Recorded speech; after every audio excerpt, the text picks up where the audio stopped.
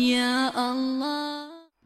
اگر کسی شخص کا یہ مطالبہ ہو جائے میں نے نکاح کرنا ہے اور نکاح سے پہلے میں جس کے بارے میں عزم کر چکا ہوں کل بننے والی بیوی کو دیکھنا چاہتا ہوں، تو وہاں دو رویے معاشرے میں ہیں۔ کچھ لوگ سمجھتے ہیں کہ اس نے اتنا بڑا گناہ کر دیا یہ کہہ کے اب یہ شخص اس لائق نہیں ہے کہ اس سے کلام بھی کی جائے۔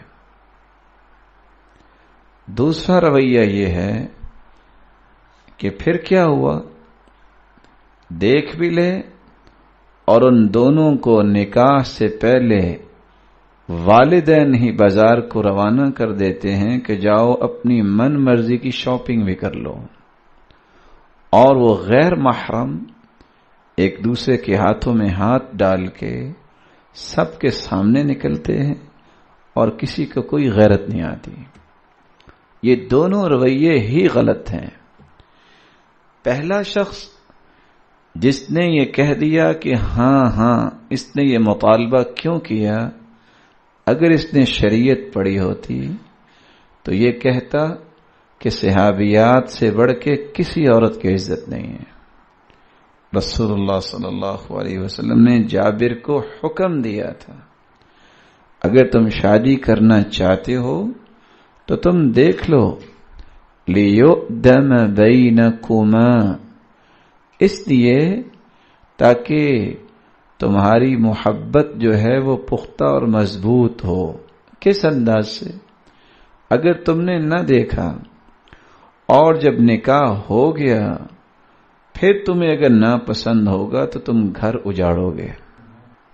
اس لیے رسول اللہ صلی اللہ علیہ وسلم نے اگر اجازت دے دی، حکم دے دیا، صحابیات سے بڑھ کے کسی عورت کی کوئی عزت نہیں ہے۔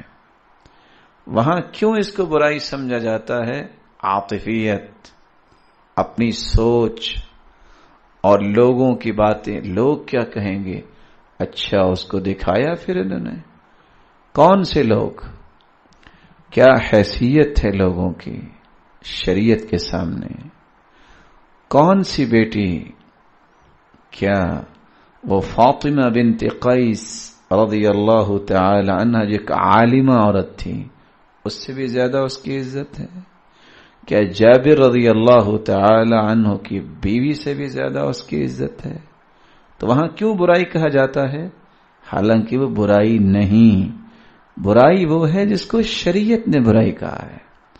جس کو میرا مزاج برائی کہہ دے وہ برائی نہیں ہوتی، کیونکہ میری بات اور آپ کی بات تو شریعت نہیں بن سکتی، بلکہ پوری دنیا اکٹھی ہو جائے ان کی بات شریعت نہیں بن سکتی۔ شریعت سازی کا حق کسی کو حاصل ہی نہیں ہے، شریعت سازی کا حق صرف اللہ کو ہے یا اس کے پیارے محبوب پیغمبر محمد الرسول اللہ صلی اللہ علیہ وسلم کو ہے۔ جو حکم اللہ نے دیا وہ شریعت ہے، جو اللہ کے رسول صلی اللہ علیہ وسلم نے فرمایا وہ شریعت ہے۔ یہ شریعت نہیں بنے گا میرا مزاج نہیں مانتا، نہیں میری رائے نہیں ہے، مجھے تو اچھا نہیں لگتا، لوگ کیا کہیں گے۔ یہ ساری کی ساری باتیں ان شیطانی کتابوں میں لکھی ہیں جس نصاب کو شیطان نے ترتیب دیا تھا۔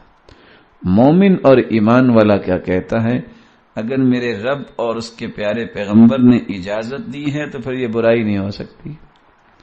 دوسری طرف جو سمجھتا ہے کہ شدت نہیں ہونی چاہیے، اور آج کل بہت بڑا فتنہ جو ہے مسلمانوں کے اندر سرایت کرتا جا رہا ہے، نہیں انہوں نے قرآن پڑھنا، نہیں ان کی قسمت میں حدیث کا مطالعہ، وہ کسی اکھڑے مزاج سے ان کی ملاقات ہو جاتی ہے اور اس اکھڑے مزاج والے شخص نے کوئی لفظ غلط بول دیے یا کوئی تعبیر اچھی نہ کی تو اپنے ذہن میں ایک گرہ ڈال لیتے ہیں کہ مسلمان مشدد ہی ہوتے ہیں، مسلمان تو متشدد ہی ہوتے ہیں، یا کتاب و سنت کی بات کرنے والے تو سختیاں ہی کرتے ہیں۔ اصل بات یہ ہے کہ اس کی فہم میں نقص ہے، اس کی بات میں خلل ہے۔ مومن ایسا نہیں ہوتا، مومن تو توازن کی زندگی گزارتا ہے.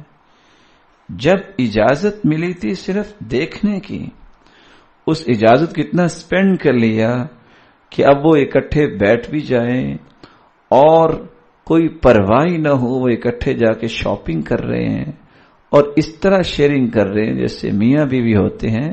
اس کا جواز کہاں سے آ گیا؟ وہ غیر محرم ہے، اس کے ساتھ یہ تصرفات کیسے ممکن ہو گئے؟ یہ دونوں نظریات جس نے اس وقت امت کو گھائل کر دیا ہے، ایک نے اپنے مزاج کو شریعت بنایا اور دوسرے نے بھی اپنے مزاج کو ہی شریعت بنایا.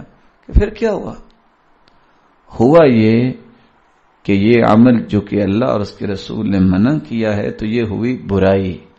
اس لیے ہوا کیا؟ برا کام ہوا. اور پہلا شخص کہتا ہوا کیا، تو وہاں بھی ہم کہیں گے کیا ہوا؟ برا کام ہوا. آپ نے اپنے مزاج کو شریعت پر مقدم کر دیا، آپ نے اپنی سوچ کو مقدم کر دیا. یا اللہ یا ربی یا اللہ یا اللہ یا اللہ.